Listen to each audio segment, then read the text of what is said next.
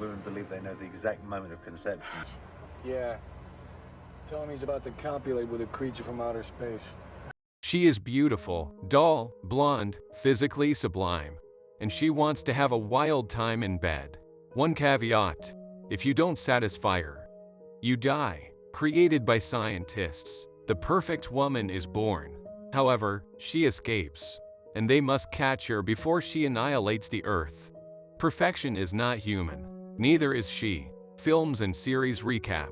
Hello and welcome. Today, we are going to watch a film from 1995 called Species. I want a baby. What? Excuse me? And you, will you be able to satisfy her? I hope you enjoy. For decades, the American organization SETI, Search for Extraterrestrial Intelligence, has been scanning the sky for signs of alien life, hoping that one day, in this ocean of stars, they will receive one, unbeknownst to all. It's already happened. In a secret laboratory, a teenage girl wakes up disoriented, locked alone in a cell. Around her, men observe her in silence. Under the order of Director Fitch, scientists in protective suits fill the cell containing the teenager with poison. Panicked, she bangs on the glass for help. Without any support in front of the stone-faced crowd as the poison fills the room. Only Fitch is emotional, tears streaming down his cheeks as he apologizes to the child from afar.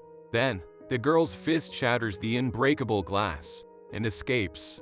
We then discover that we are on a U.S. Army base. Heavily armed soldiers pursue her. They are ordered to kill. Despite helicopters and vehicles, the girl vanishes. We then witness nightmare visions of anthropomorphic monsters. The girl suddenly wakes up, about to be assaulted by a homeless man. Effortlessly, she throws the man against the wall, showing superhuman strength, killing him instantly. She remains impassive in front of his lifeless body and steals the homeless man's belongings. She is in a freight train.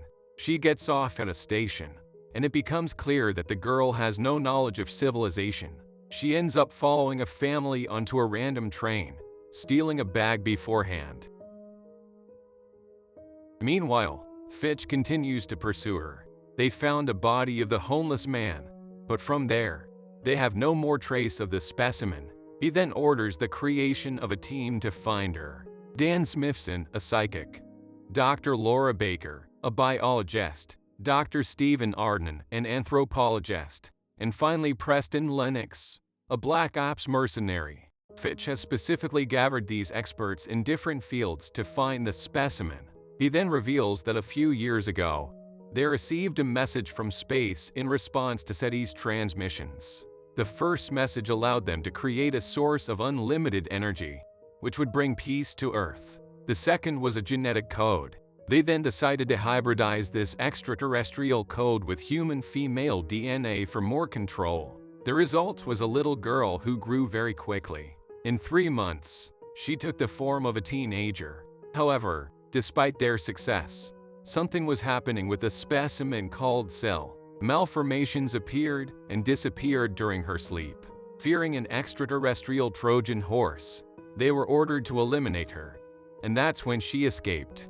Dan, the psychic, senses a powerful predator within her. Their mission is to find Syl. Meanwhile, she, in a train, endowed with superior intelligence, observes and adapts to earthly customs. She begins to consume a huge amount of food. During the night, protrusions appear under her skin. They gradually develop into tentacles that envelop the frightened girl. A conductor who had taken a liking to her returns to see her during the night and faces a cocoon. It attacks the poor woman, absorbing her. In the morning, a young woman emerges. Syl, wearing the employee's uniform, leaves the station, passing through the barriers, still searching for a little girl. She disappears into the streets of Los Angeles. A little later, our heroes arrive too. They discover the conductor's body, as well as the cocoon. Laura and Stephen deduce from the large consumption of food and a chrysalis that Syl has now emerged in adult form. On her side, she absorbs the culture, and after a day, already learns to speak. Do you speak English? Yes. By observing something just once, she can replicate and apply it. Fitch and the team set up HQ at the hotel and will continue their research at the university, all following their fields of expertise to try to locate and understand the thought process of the xenomorph. Laura proposes to study Sill's DNA samples, but only the alien part to try to identify possible weaknesses. Sill, on her side, increasingly feels the need to reproduce. After renting a cheap hotel room, she comes across adult programs and understands her next objective. In the lab, using a long-distance microscope to avoid contamination, Laura and the team attempt to fertilize a cell with purely alien DNA. But as the needle approaches, the camera breaks. The project being top secret, they have no technicians to make the change. Laura volunteers to enter the confined room to change it, aided by Lennox. The two enter the containment room, but when they reactivate the camera, the control room notices that the cell has been fertilized and that cell division has increased. From a microscopic cell, the thing grows exponentially. They hurry to close the cage, but a screw falls to the floor. The creature now pushes to get out. It is conscious. Lennox holds it back to give Laura time to escape, but Fitch refuses to open. It would risk releasing the alien into the wild. He activates the sample destruction mechanism, but it does nothing to the creature. Fitch will have to incinerate the entire cell. Lennox stakes a gas tube and uses it as a flamethrower, pushing the creature to try to escape through the pipes. He finally blocks it with an iron bar and hits it multiple times.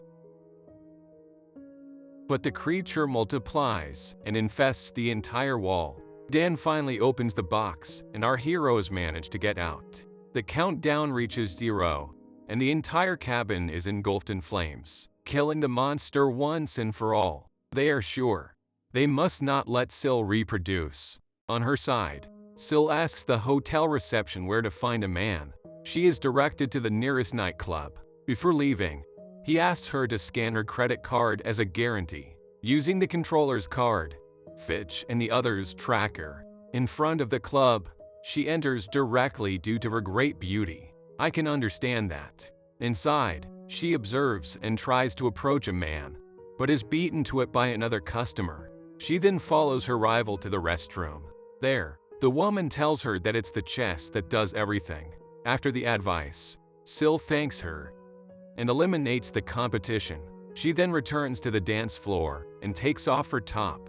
Using the phrase of her poor victim, she asks another man to take her home for more extensive activities.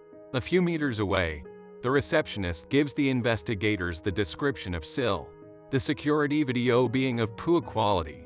They seal off the exit of the club, but unknowingly miss Sill by a hair. Sill watches how the man drives. Without an image of her new appearance, our investigators are looking for a blonde girl with a large chest who must have left with a man, preferably a nice guy due to the alien's childlike nature. They find several names, and with his powers, Dan recognizes which one. A man named Robbie. Sill arrives at his mansion in the hills of LA. He decides to take a shower and invites her to join him. As they are about to engage in a much sought-after relationship, Sill's face changes, and she asks him to stop. At that moment, Robbie's face also changes, and he tries to force her to have relations. Bad choice. There, she accepts and kisses him. Bad news for Robbie. She blocks his head, preventing him from moving, and with her tongue, pierces his skull. Later, Fitch and his team arrive at the crime scene. Why didn't she copulate with him? They discover that he was diabetic, therefore genetically imperfect. Dan understands that the girl killed at the club was an rival, but for Robbie, some men don't like to be rejected. They get insistent. He must have taken the rejection badly and attacked her. The next day, Sill is found in Robbie's car. Seeing him drive once was enough for her to master the machine. Master it, yes, but not fully understand it. And she runs out of gas. She abandons it and continues on foot. She is then involved in an accident and is hit by a car head-on. A man, John, passing by, decides to take her to the hospital. There, John, knowing nothing about her, agrees to cover all the costs. In the emergency room, Sill is in bad shape, but in front of the doctor's eyes, Her organs rearrange themselves, and in a few minutes, she is back on her feet. The doctor, dumbfounded, can't believe it. She then finds the kind John to his great surprise, and asks him to take her to his home. Meanwhile, Robbie's car is spotted, and they receive the report from the doctor about a miracle. With her credit card number, they find John's address and rush to warn him. At John's house, he takes care of Cell and treats her gently. As he is about to enjoy the jacuzzi, he finds her completely naked. She jumps on him, surprising the man. Lennox and Laura on their way try to call him, but no one answers. As they kiss, Syl declares her love for him and insists on copulating with him with extreme force. She asks him to have his babies, to his great shock.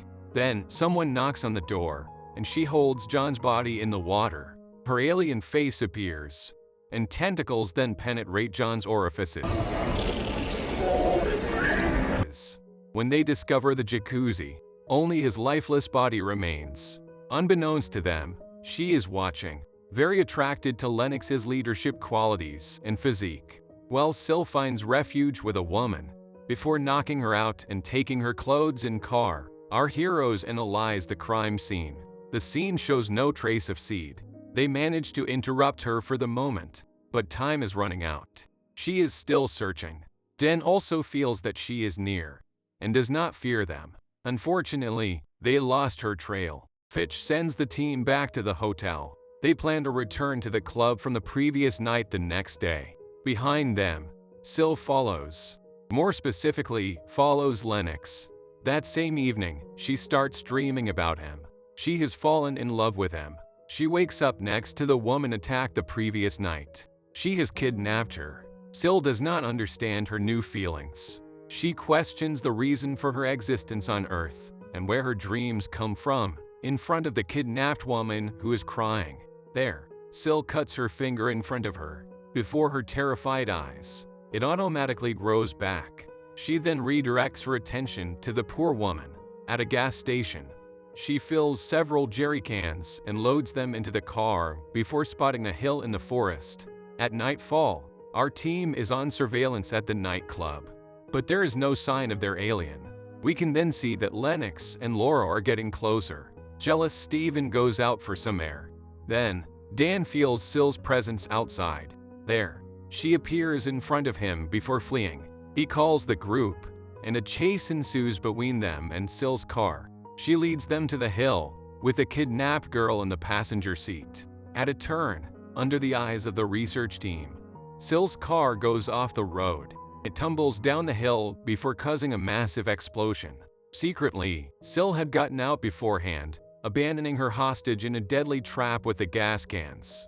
When the rescuers and the rest of the team arrive, they find a burned car. They are told that a body, a charred female body, was found inside. Lennox and Dan do not want to believe that she was so careless as to have returned to the club. But then, they are given a thumb found in the door. The finger confirms Syl's DNA. For Fitch, a mission is over. Syl is destroyed. They celebrate their victory at the hotel bar. For their last evening, Lennox and Laura finally get closer. Meanwhile, Steven tries his luck with the ladies, with little success. The fret is not over yet. During the afternoon, Syl, still alive, cut her hair and dyed her recognizable blonde hair black. She still wishes to mate with Lennox. As he enters the elevator, she is there. Besides Dan, no one knows her adult face. She tries to charm Lennox, but without success. He exits on a floor, followed discreetly by her. He ends up entering a room where Laura is waiting for him. Syl, curious, enters the room next door. Through the wall, she listens to their lovemaking, getting more and more excited. Then Steven, completely drunk, enters. The room was his. He finds the young woman, but does not recognize her. Excited, she makes up a story and throws herself at him. The two rooms in heat engage in fluid sharing dances. Syl prevents him from using protection. Steven, seeing the opportunity, agrees. The intercourse begins. In the young woman's body, visions occur. Her eggs are fertilized. Outside, Dan feels Sill's presence. He senses the monster in Steven's room. He warns Lennox, who agrees to believe him, never having believed in the alien's death. After climaxing, Sill touches her belly and announces to him that she is pregnant. He does not believe her, but by touching her belly, Steven feels inhuman protrusions moving. When Lennox, Dan, Fitch, and Laura, armed, enter the room, Steven is dead. Sill escapes through one of the corridors and disappears into the garbage chute. If she gives birth, at the rate of her extremely accelerated growth, dozens of her kind will emerge and be adults in a few months. Worse if they are male. The apocalypse. In the basement, Sill has passed through metal walls and disappeared into the dark pipeline systems. They arm themselves with flamethrowers and continue their pursuit. In this labyrinth, Dan has trouble spotting her. Fitch, not trusting Dan anymore, decides to separate from the others. In a secluded corridor, he is found by his creature and taken underwater. Still following Dan, Laura and Lennox manage to keep the monster's trail and avoid her traps. They discover a crevice in a wall. After parsing it with flamethrowers, they cautiously enter. Without knowing it, it's Still's nest. At the bottom, her accelerated pregnancy has come to term, and her offspring is born. Our heroes discover a source of fuel in the cave. Lennox separates from the group to force Sill to reveal herself, and they send it. Dan, with Laura, senses something with his powers. Following his instinct, he discovers a young child covered in prenatal material. Born a few minutes ago, he is already walking. It's Sill's offspring. The child transforms from its human form to that of an abominable alien and begins to attack Dan while Laura gets trapped in the oil lake.